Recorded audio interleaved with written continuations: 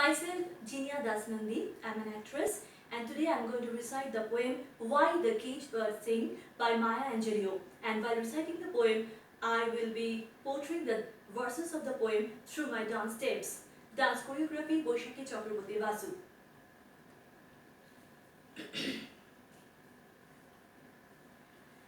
A free bird lives on the back of his wind and floats downstream till the current ends, and dips his wings with the orange sun rays and dares to claim the sky.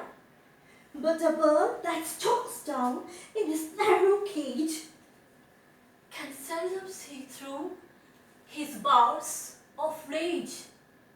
His wings are clipped and his feet are tied, and he opens his throat to sing.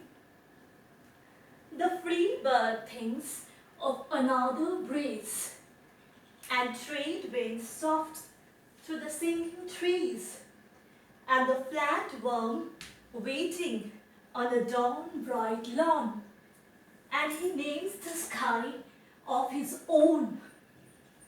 But the caged bird stands on the grave of his dreams, and his shadows shout on the nightmare scream.